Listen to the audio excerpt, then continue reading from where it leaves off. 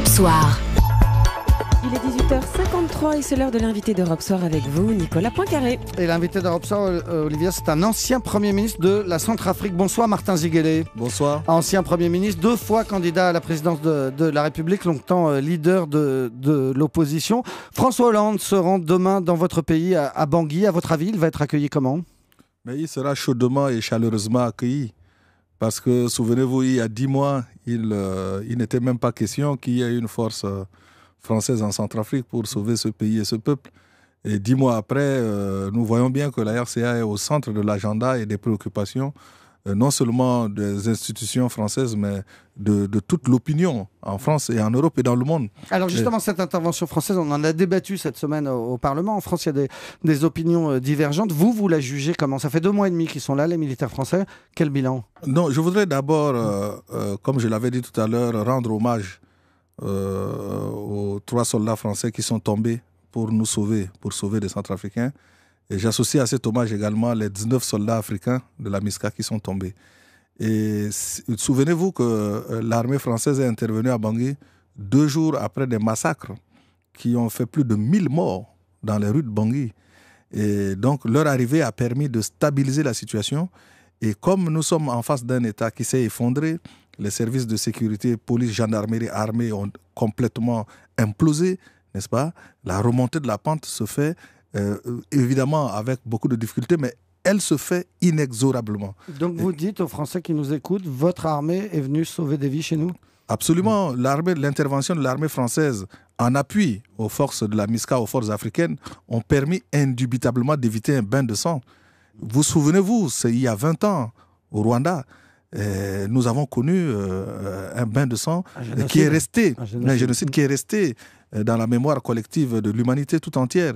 Et l'intervention de l'armée française a évité la répétition de ce scénario à Bangui en 2013. Alors vous dites à Bangui, effectivement c'est important parce que pour l'instant l'armée française est essentiellement dans la capitale. Qu'est-ce qui se passe dans le reste du pays ? Dans le reste du pays, et notamment dans l'ouest du pays, où les anti-Balaka, qui, contrairement à ce qu'on dit, ne sont pas des gentilles milices chrétiennes qui sont venues protéger des populations chrétiennes contre les musulmans. Non, ce n'est pas le cas. C'est des milices politiques instrumentalisées par le régime de François Bozé et encadrées par des éléments de sa garde, de son ancienne garde. Donc, dans l'ouest du pays, les Séléka s'étant retirés, les anti-Balaka ont pris possession des localités, etc. Et depuis 2 semaines, sinon 3 semaines, Sangaris intervient dans ces villes-là, sécurise les villes et les fait occuper par la MISCA. Et cela se fait progressivement.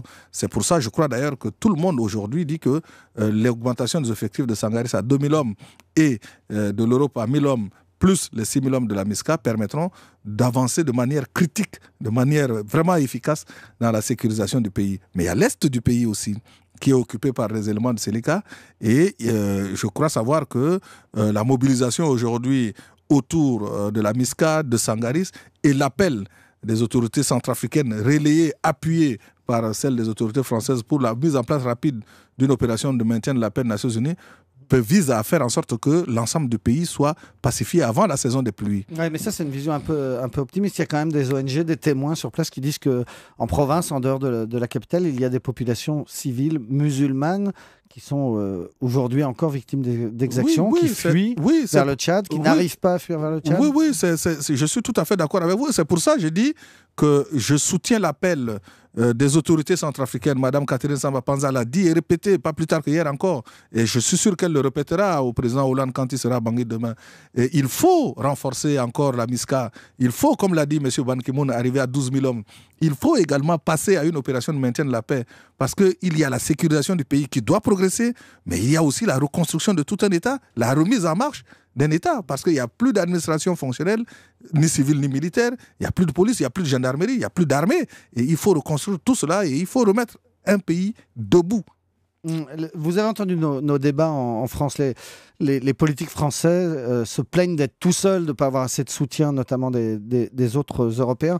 Vous, qu'est-ce que vous en dites ? Est-ce que vous pensez que la France a une responsabilité particulière, que c'est normal que ce soit la France qui agisse, votre ancien pays colonisateur ? Je le dis avec beaucoup de cœur. Je m'incline devant la décision des autorités françaises, de l'Assemblée nationale française, parce que j'ai suivi en direct, vous vous en doutez, ce vote-là. Et je crois que... C'était mercredi, la prolongation de l'opération. Et je crois que l'Assemblée nationale française a pris ses responsabilités en toute lucidité. Comme je vous l'ai dit, il s'agissait d'éviter un bain de sang. Et ce bain de sang-là rôde toujours autour du peuple centrafricain. Et si la France n'était pas intervenue, nous ne serions plus aujourd'hui, moi je ne serais plus devant vous parce que je vis à Bangui, on ne serait plus aujourd'hui en train de se demander est-ce que c'était opportun d'intervenir. On aurait fait le reproche inverse, on aurait dit pourquoi vous n'étiez pas intervenu pour sauver ce pays d'un bain de sang. Et historiquement, je le dis toujours, je dis que c'est normal en cas de crise, dans un contexte de crise économique aiguë, de chômage, que les gens se posent la question, que l'opinion se pose la question, qu'est-ce que nous allons chercher là-bas?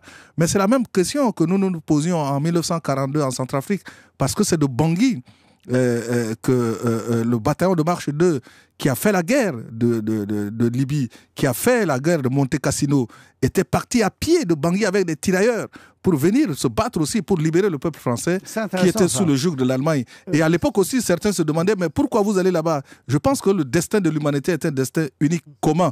Et lorsque vous êtes dans la souffrance, c'est normal qu'un autre être humain vous porte secours. Et je ne peux que remercier le peuple français, remercier les autorités françaises par leur décision et d'autant plus à saluer que le contexte économique ne se prête pas apparemment à des Mais ce que vous venez de me dire, c'est intéressant. Aux Français qui diraient ça coûte trop cher, on n'a pas à être là-bas, on n'a pas à y être tout seul, vous répondez... N'oubliez pas l'histoire, n'oubliez pas les tirailleurs. Nous sommes depuis longtemps unis dans notre sort, même si cela aujourd'hui, peu de gens le savent. Mais moi, je le sais. Pourquoi? Parce que je suis fils d'un militaire, d'un gendarme qui a été dans l'armée française, et le cadet de mon père était démineur en Indochine. Il est reparti de là-bas complètement handicapé. C'est ma vie aussi. Et nous avons eu une histoire commune. Donc, je crois que cette intervention-là, le fait simplement qu'elle ait sauvé des vies humaines, elle est justifiée. Merci beaucoup Martin Ziguélé, en direct, l'ancien Premier ministre centrafricain. Juste une curiosité, vous êtes candidat à la présidence de la République? Cela est une option qui est envisageable lorsque les conditions sécuritaires seront réunies. Ça veut dire oui, je le vois sur votre visage. Merci beaucoup. C'est moi qui vous remercie. Futur président centrafricain, peut-être. Merci beaucoup d'avoir été en direct. C'est moi qui vous remercie.